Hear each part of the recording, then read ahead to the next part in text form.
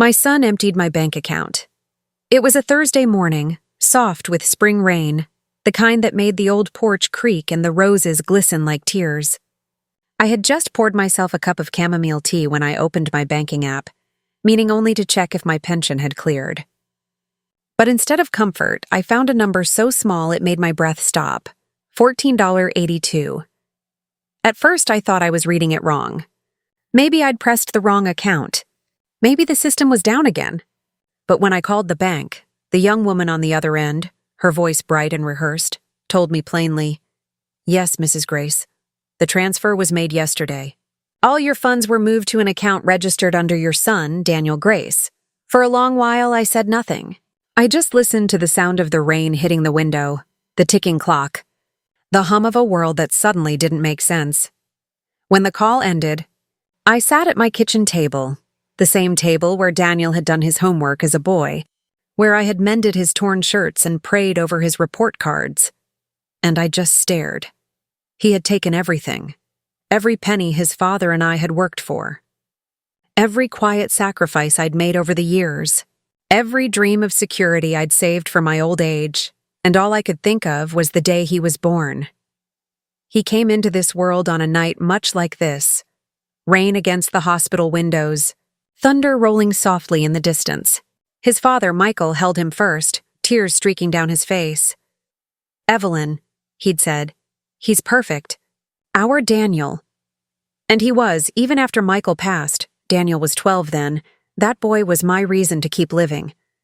I took double shifts at the clinic, baked at night, sold jam at the farmer's market, all so Daniel could have everything his father had wanted for him. College tuition, his first car, his wedding.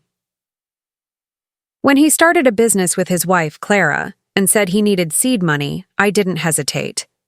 "Of course, baby," I said. A mother's job is to believe. But belief, I learned, can be a knife if you hand it to the wrong hands. I called him. Once, twice, 10 times. No answer. Finally, a message came. "Mom, don't panic. We needed the money for a trip. I'll explain later. Love you." A trip. Later that night, my neighbor's daughter, Lila, showed me pictures on social media. Daniel and Clara on a white sand beach in Greece, holding champagne, smiling like they'd won the world. Clara's caption read, "Finally giving my mama the dream vacation she deserves. Family first, her mother'd not. Me not the woman who'd sold her engagement ring to help them buy their home. Not the woman who'd spent nights on cold benches, outside the hospital when Daniel had pneumonia as a child. No. That honor belonged to Clara's mother now. For 3 days, I barely slept. I moved like a ghost through my house, touching the furniture, the framed photos, the familiar objects of a life that suddenly felt foreign. At church, I smiled and said, "I'm fine. Just tired." But inside I was a storm, and yet, I didn't rage. I didn't call the police. I didn't tell anyone. I simply sat in the silence and let my heart ache. Because I knew something Daniel didn't. Pain, when faced alone, teaches you who you are. That night I wrote a letter I never sent. "My dear boy, I don't know why you did it. Maybe you thought I'd never find out. Or maybe you thought I'd forgive you like always. And maybe I will one day. But not today. Today I need to remember who I was before I became the woman who gave everything away. You took my money. Daniel, but you won't take my peace." I folded it, placed it in my Bible, and closed the book. And that's when I decided I would not call him again. Not once. Sometimes silence is the only language a broken heart can still speak. The next morning, I woke to the sound of gulls crying over the bay. The sky was pale and restless, a wash of silver cloud that matched the weight behind my eyes. I brewed my tea slowly, the way I always did, and tried to pretend that life was still the same. But every creak of the house whispered his name. Every empty corner reminded me of what was gone. I had spent 72 years believing that love, especially a mother's love, was unbreakable. Yet here I was, measuring sugar into a chipped cup, wondering how it could all dissolve so easily. Grief is a strange guest. It doesn't knock, It just walks in, sits at your table, and waits for you to acknowledge it. For the first few days, I filled my silence with small tasks.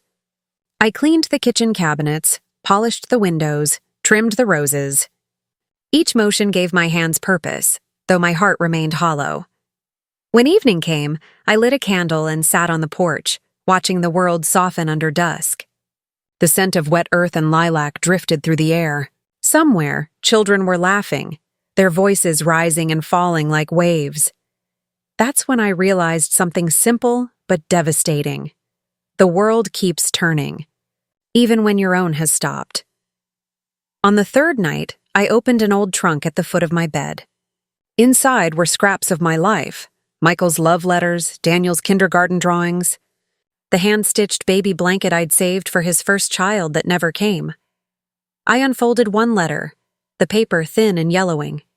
Evie, if anything ever happens to me, promise me you'll keep living. Don't let sorrow turn your heart to stone. Teach Danny that love is the only wealth worth keeping. Michael's words trembled in my hands. Love, the only wealth worth keeping. I thought I'd lived by that.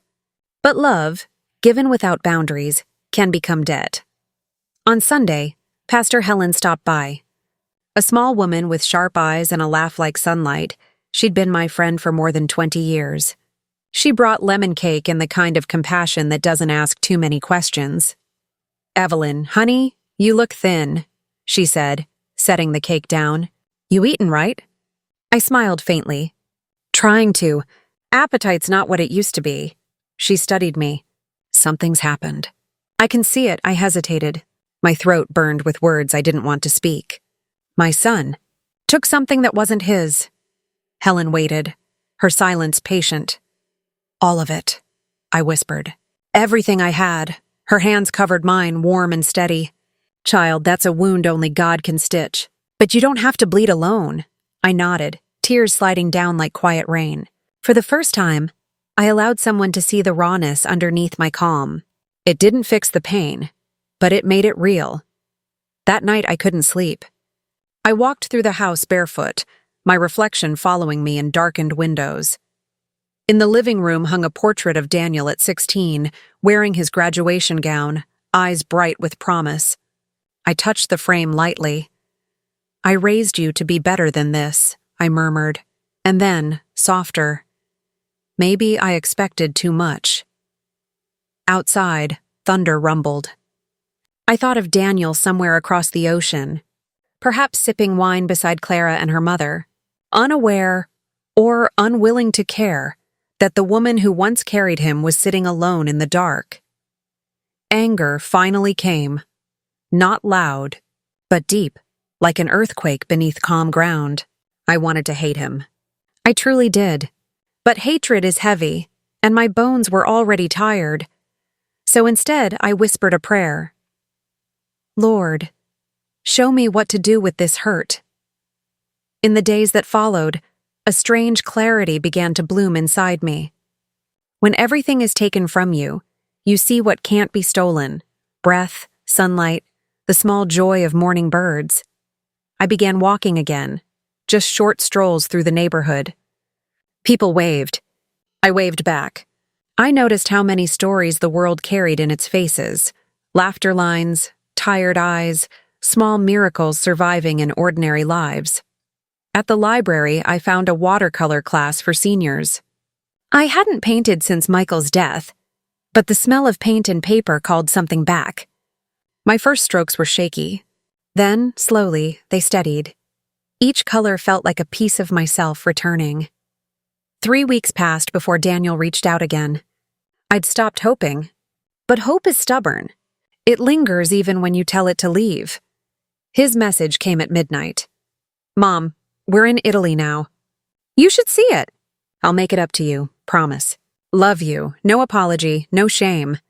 Just assumption." I stared at the glowing screen, then set the phone down and turned it off. That was the night I understood something fundamental. I'd spent my entire life rescuing Daniel from his own lessons. And by doing so, I'd kept him a child long after he'd grown.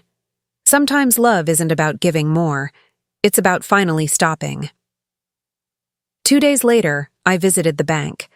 I closed the old account completely and opened a new one under my full name. Evelyn Margaret Grace.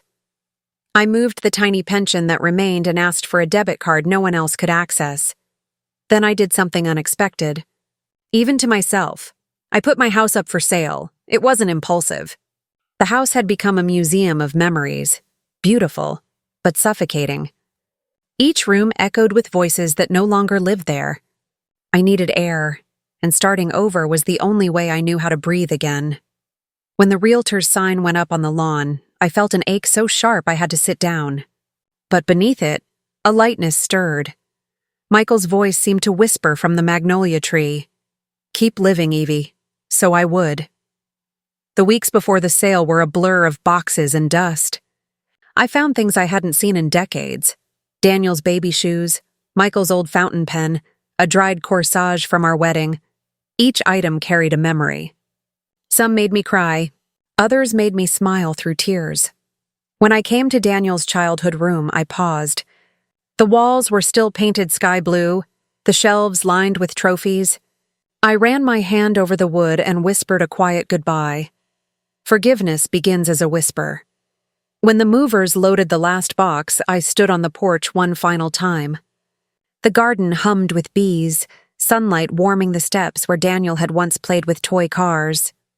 For a heartbeat, I almost called him, to tell him I was leaving, to give him one last chance to be the boy I remembered. But then I thought of the empty bank account, the silence, the smile on his wife's face as she toasted a life built on my sacrifice. No. Some chapters end without farewell. I got into the taxi and didn't look back. The place I found was small, just 2 rooms and a porch overlooking the water, but it felt alive. The landlord, an old fisherman named Saul, greeted me with a grin that reached his eyes. "She's humble," he said of the cottage, "but the sea keeps her company." He was right. The sea became my confidant. Every morning I'd sit with my tea, watching the tide breathe in and out. Each wave seemed to whisper the same thing. "You're still here." I painted again. Small canvases at first, then larger ones. One day, Saul's niece saw my work and asked if she could display it at her cafe. To my surprise, people bought them. Enough that I could cover my rent and groceries without worry. It wasn't wealth, but it was independence, and after a lifetime of giving, that felt like gold. One evening, under a violet sky, I wrote to Daniel again. "My dear son, I don't know where you are tonight. I hope the world is teaching you the lessons I never could. I've learned to live with less, but I've gained something money can't buy: peace. If one day you find yourself lost, know that I once found my way back from that same darkness. And when you do, I'll be here, not with open pockets, but with an open heart." I sealed the letter, placed it in a box, and tucked it beside Michael's old pen. Maybe he'd never read it. That was all right. Writing it was enough. By midsummer, my days had a rhythm: tea at dawn, painting at noon, evening walks by the shore. Neighbors began stopping by with fresh bread, news, laughter. They called me Miss Grace, and somehow the name fit this new version of me. And still, sometimes at night, I thought of Daniel.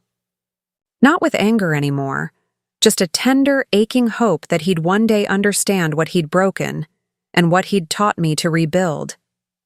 The silence between us had become my teacher. The sea has a way of teaching patience. It never rushes, never apologizes for retreating, and yet it always returns. In that quiet rhythm, I began to heal. The first true morning of peace came suddenly, without announcement, like spring after a stubborn winter.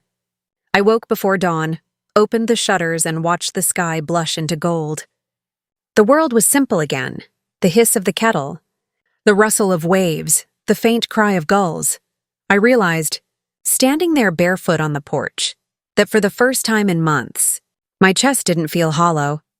I whispered a prayer of thanks, not for what I'd lost, but for what remained. In the village, everyone knew everyone, and soon they knew me too. There was Saul, the fisherman who rented me the cottage, his niece Marisol, who owned the little cafe where my paintings hung, and a young widower named Theo who ran the bookshop 2 streets down. Theo had kind eyes, the sort that carried quiet understanding. When I stopped by to borrow a novel, he asked, "You're the artist by the bay, aren't you?" I laughed softly. Artist is a generous word. I just paint to keep my hands busy.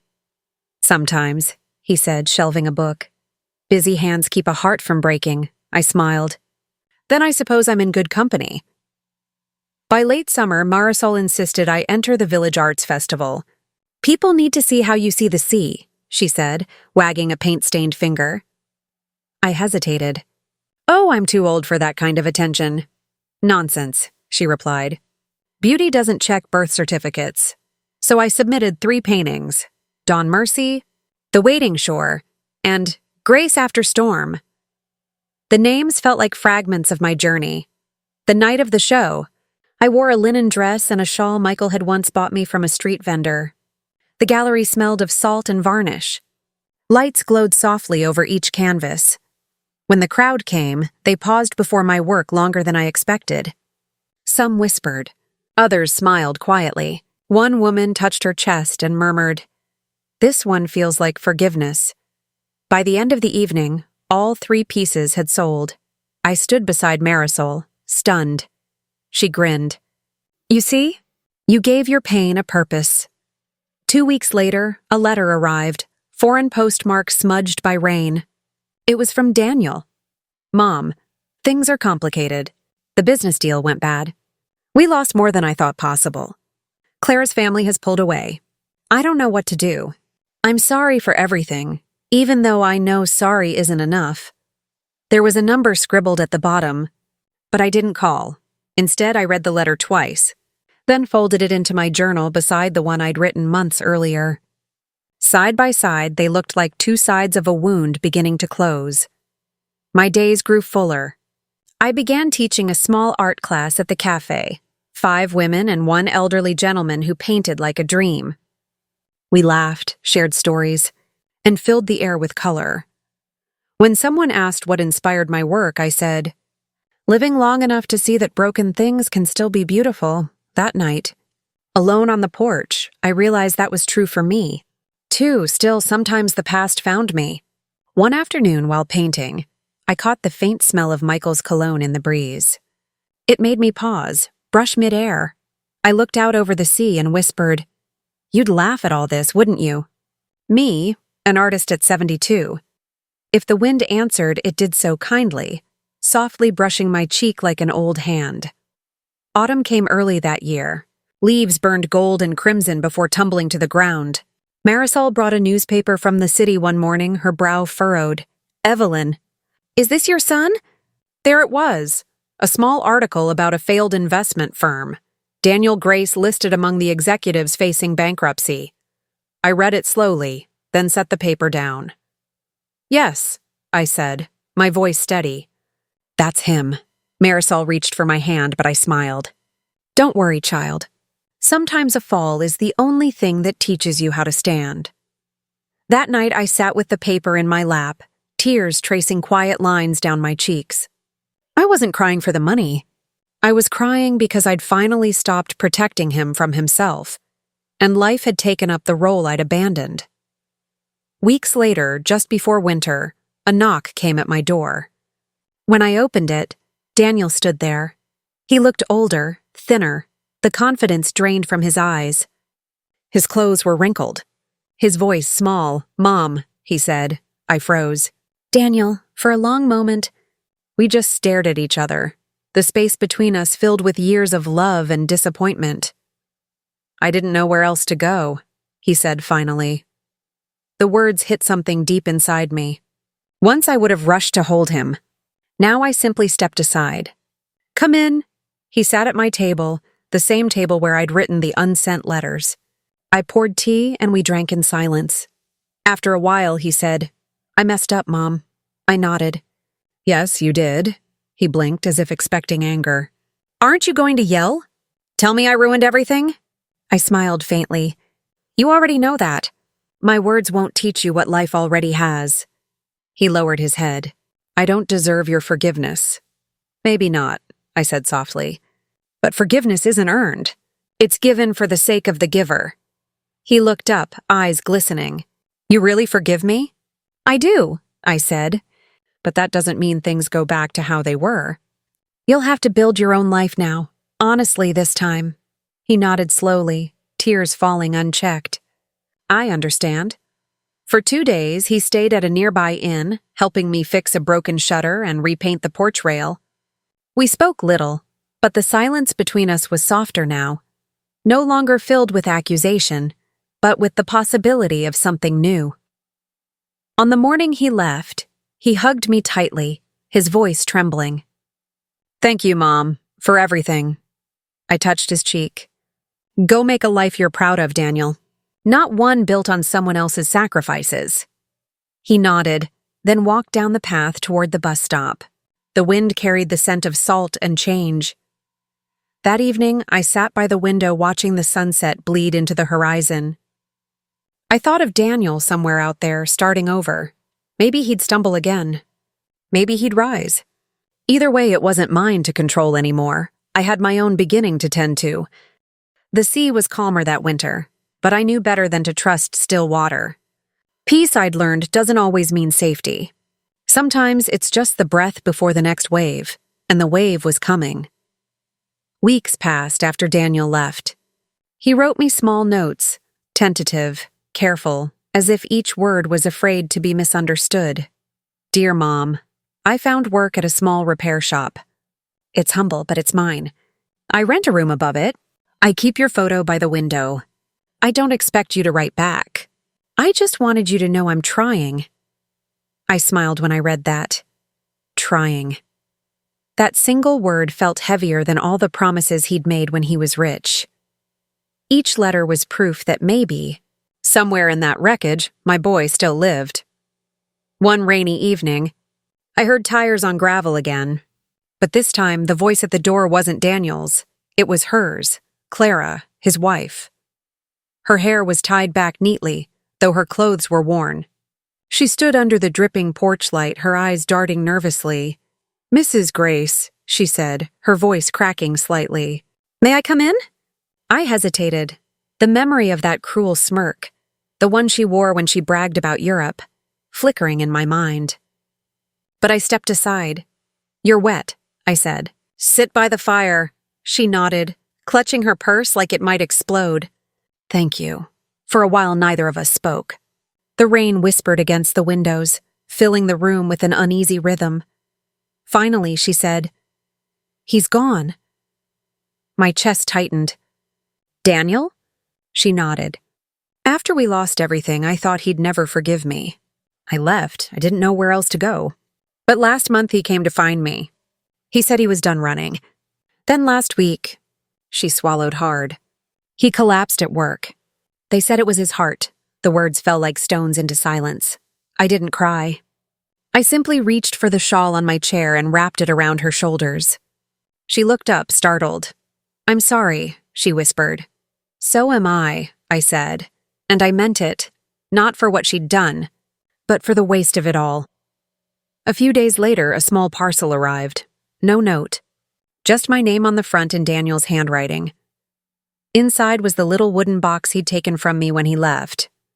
The one that had held my wedding ring, our family photos, and a folded note from his father written decades ago.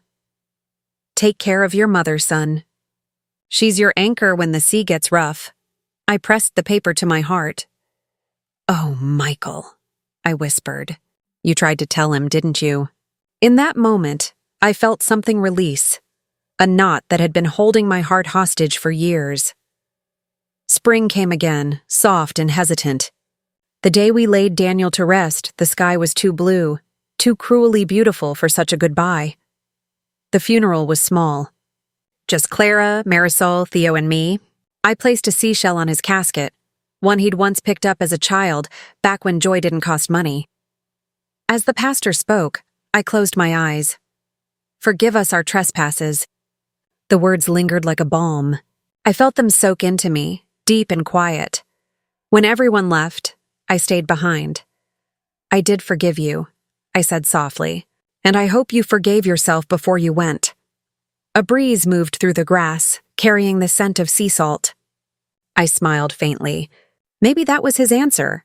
Life after loss is strange. It doesn't stop. It just changes texture. I could have sold the cottage and returned to the city, but something inside me knew that chapter was closed.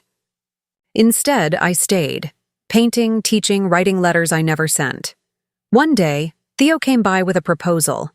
"We're opening a community center in town," he said. "A place for kids to learn art and music. We could use a director," I laughed. "At my age?" "At your wisdom," he corrected. So I said yes, and that strangely enough became my second life. The years that followed were gentle. Not easy, but kind. The center became a beacon for children who had nothing but potential. I watched them paint with abandon, their colors wild and unafraid. Whenever someone asked about my inspiration, I'd smile and say, "Pain teaches you what joy really means." I just paint both. I never remarried. I didn't need to. I had peace, purpose, and a view of the sea that reminded me of everything that mattered and everything that didn't. On my 75th birthday, I received a letter, no return address. Inside was a photograph, Clara and a small boy with Daniel's eyes. "He knows who you are," the note said. "He asks about his grandmother often. We'll visit when you're ready." I held the photo for a long time, tracing the boy's smile. "Grace," I murmured. "His name must carry it." I looked out the window, at the ocean glowing in the sunset.